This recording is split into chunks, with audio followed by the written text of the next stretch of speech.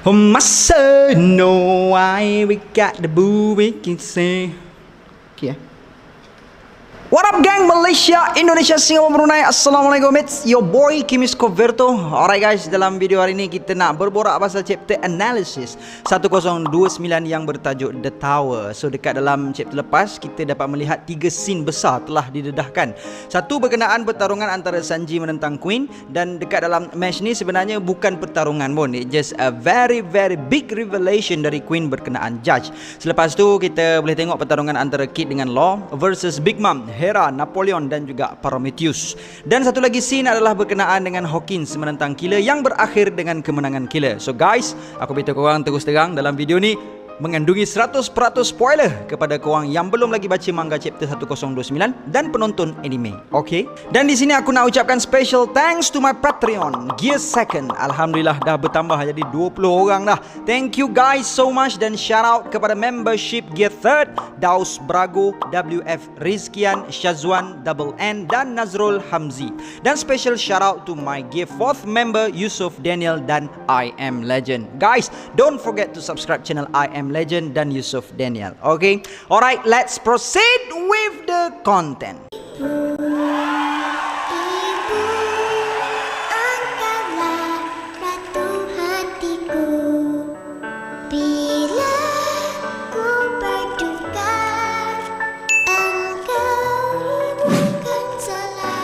Okey, sejujurnya sebelum ni aku tak pernah rasa se-hype ini untuk chapter 1029 ni. Sebab yalah, kita kan dah tahu what will going to happen dalam chapter ni menerusi spoiler yang kita dapat. So aku rasa macam chapter 1029 ni tak ada apalah sangat. But bila chapter ni keluar, kita dapat baca everything dalam chapter ini, aku macam wow, Oda just can't stop amaze us. Alright, di awal chapter ni memfokuskan pasal Queen dan Sanji, dan sekali lagi Oda is being Oda dalam memberikan humornya dalam chapter kali ni, di mana kita dapat lihat Sanji langsung tak tercedera selepas dilibas dengan satu pedang yang bapak besar tu. Just kemek sikit lah muka Sanji, tapi kelakarnya Sanji macam apa hal ni? Apa dah jadi ni? Aduh, payah ni macam gini ni.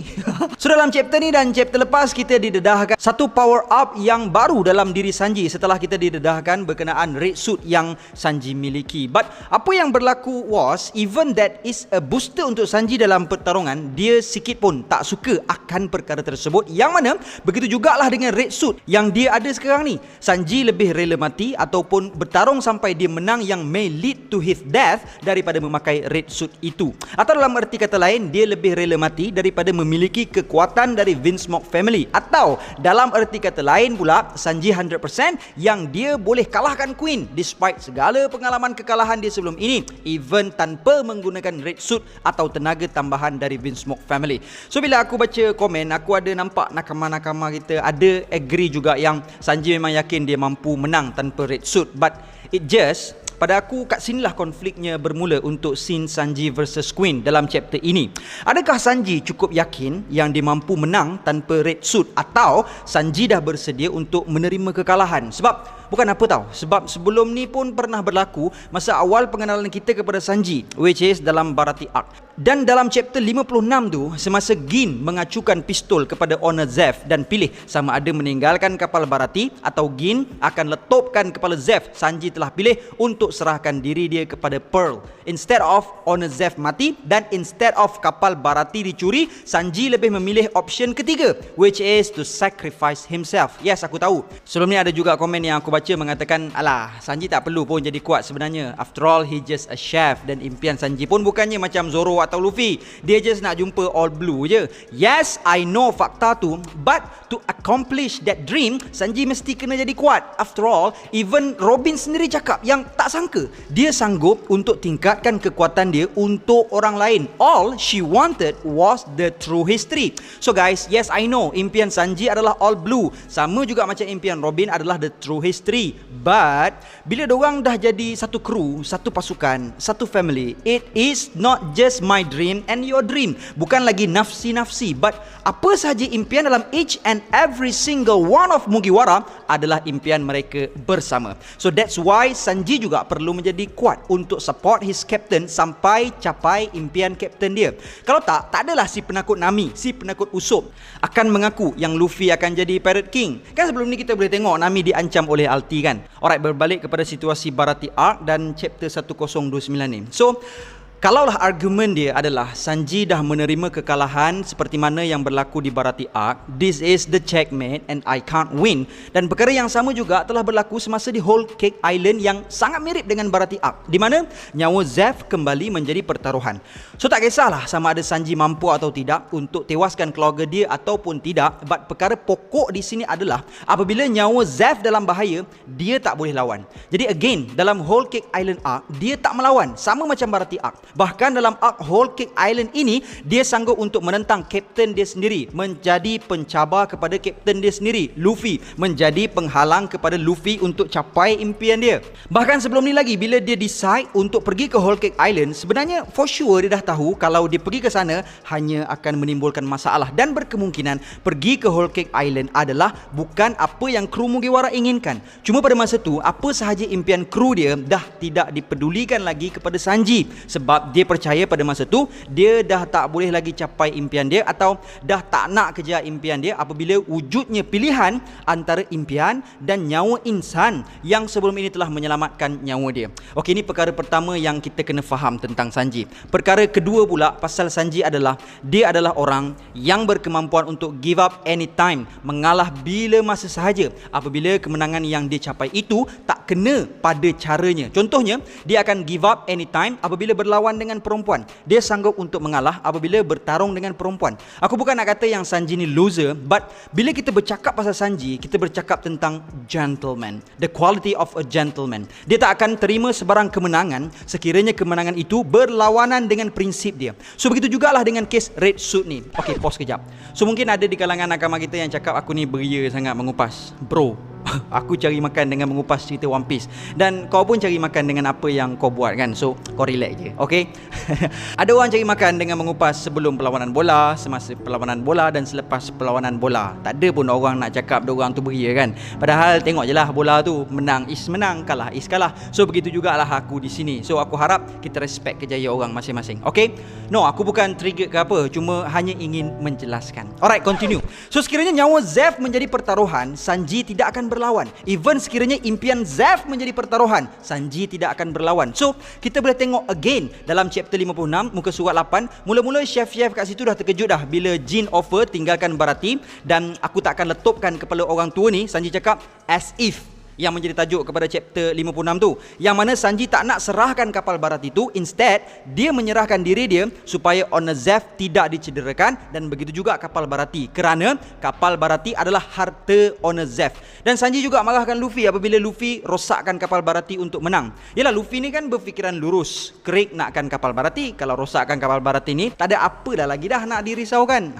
Kat sinilah wujudnya perbezaan pemikiran antara pemahaman antara Luffy dengan Sanji ni. Jadi hipotesis untuk kepribadian Sanji ni adalah kalau dia terpaksa bertarung dengan perempuan, dia akan gagal. Kalau Sanji dipaksa untuk menyakiti perempuan, Sanji akan gagal. Kalau Sanji perlu gunakan tangannya untuk menang, Sanji akan gagal. Kalau Sanji perlu pilih antara Zeff dengan impian dia dari bertarung, Sanji akan gagal. So dalam chapter ni ada satu lagi penambahan dalam hipotesis untuk kegagalan Sanji, which is the red suit. Which is sekiranya Sanji perlu pakai red suit tu untuk menang, Sanji berkemungkinan akan gagal. It's all back to what I said just now, which is this is how high prinsip dalam nilai gentleman yang ada pada Sanji. Dan selain dari perkataan lelaki yang penuh prinsip, lelaki yang sangat gentleman, Sanji juga boleh digambarkan sebagai seorang karakter yang penuh dengan selflessness, atau langsung tidak mementingkan diri dia sendiri ataupun impian dia sendiri. So kat sini kita dah faham sekarang ni betapa Sanji mendahului Zeff dan impian Zeff di tempat paling atas sekali. Kemudian nakama dia dan impian dorang, barulah diri dia dan impian dia. Dan kita boleh tengok pun betapa Sanji ni langsung tak peduli tentang diri dia sendiri masa di Whole Cake Island. Dia tinggalkan nakama dia supaya Zeff dan impian Zeff dapat terus hidup, dan dia meninggalkan nakama dia supaya korang pergilah kejar impian korang. Untuk aku, this is the checkmate. This is where my journey end. Dan kita boleh tengok Sanji menangis teruk, and for me, scene kat situ merupakan antara momen yang paling sedih dalam One Piece apabila Luffy menjerit kepada Sanji. Tanpa Sanji, Luffy tak akan menjadi the Pirate King. Omae ga inee to, ore wa kaizoku ni narene.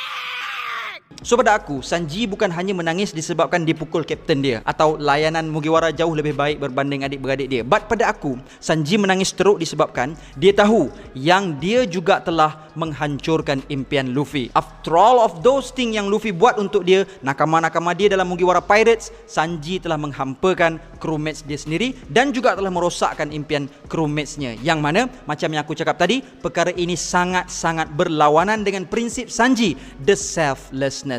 Sanji sikit pun tak ada perasaan untuk pentingkan diri sendiri. So sebab apa aku kupaskan pasal perkara ni, sebenarnya adalah semua benda yang aku cakap ni actually berada dalam satu istilah yang dinamakan sebagai perasaan, feelings. So that's why lah Sanji telah melarikan diri dari pertarungan menentang Queen, sebab dia nak fikirkan baik-baik what just happened to his body dan apakah yang akan berlaku pada masa akan datang kalau perkara tersebut berlanjutan.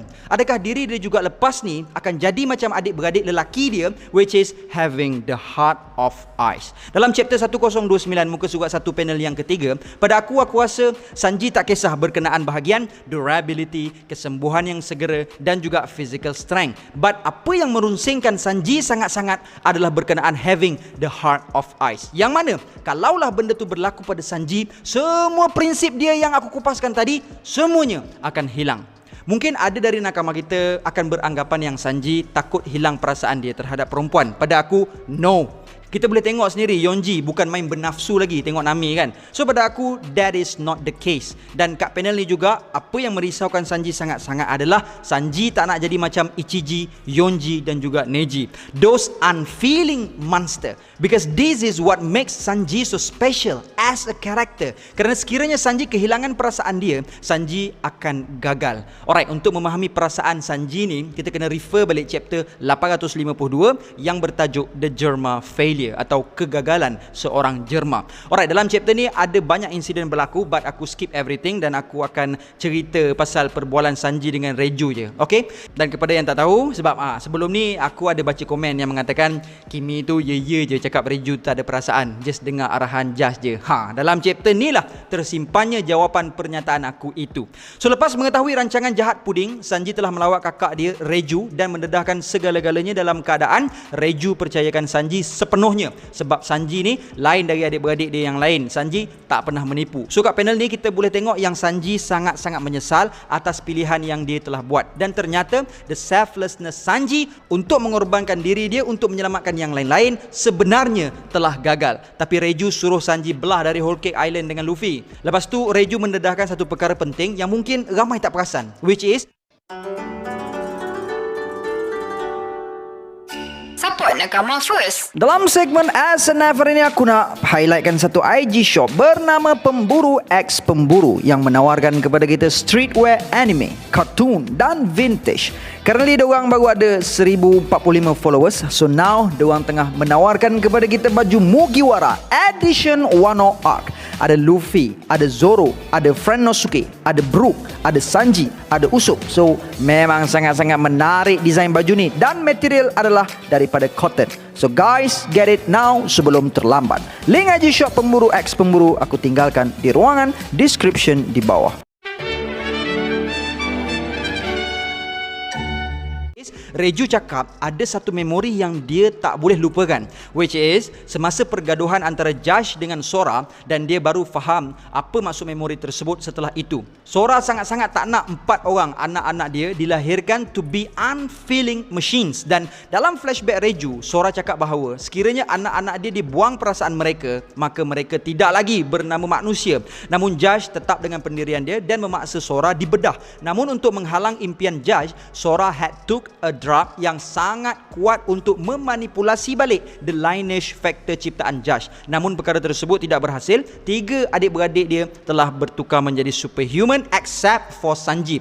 Dan pada masa yang sama juga Sora telah melemah disebabkan drugs yang diambil. Dan apabila Sora mati, Josh telah put all the blames on Sanji. Bukan saja menjadi bahan uji kaji yang gagal, bahkan menjadi punca kematian Sora, mak kepada Sanji. Namun Reju mendedahkan bahawa Sanji bukanlah anak yang gagal, bahkan anak yang Sora cuba selamatkan dengan nyawa dia sendiri, dan satu-satunya anak yang dilahirkan dengan perasaan yang sebenar-benarnya adalah Sanji. Dan disebabkan itulah Sanji lah yang paling baik dari sesiapa pun. Dan di saat Sanji tidak bersetuju untuk pergi dari situ dan cuba untuk menyelamatkan Reju, Reju mendedahkan bahawa dia sebenarnya memiliki perasaan. Cuma Judge telah modify tubuh dia untuk hanya mematuhi arahan Judge. Dan Reju kemudiannya mengarahkan Sanji untuk pergi kerana Sanji tidak akan lagi bertemu dengan orang yang sangat amazing yang Sanji ada sekarang ni seumur hidup dia.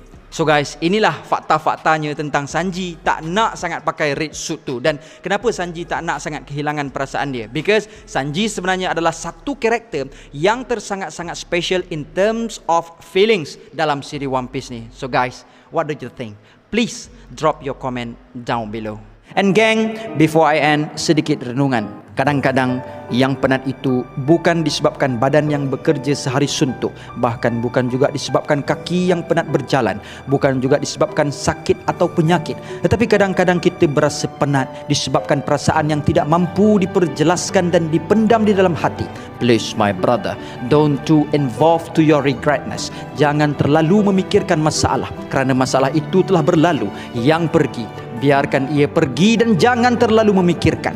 Jangan disebabkan kita terlalu memikirkan masalah kita, menyebabkan kita berasa lemah, tidak bermaya untuk bangkit membina kehidupan yang baru. Saat diri jatuh, belajarlah untuk bangun kembali, kerana dari situ kita bakal mendapat kekuatan yang baru. Dan bangunlah sendiri, bukan sebab tiada siapa yang peduli, tapi untuk biasakan diri bila tiada siapa yang memberi semangat, kita tetap mampu untuk bertahan. Selalulah mengakhiri hari kita dengan fikiran positif, kerana masih ada hari esok untuk berbuat dengan lebih baik lagi. Just move on my brother. Today maybe it's hurt, but tomorrow will be happiness. Be patient and smile. If you can't fly, run. If you can't run, walk. If you can't walk, crawl. But by all means, just keep on moving and never give up. And until then, my gang, there is no God except Allah. Assalamualaikum warahmatullahi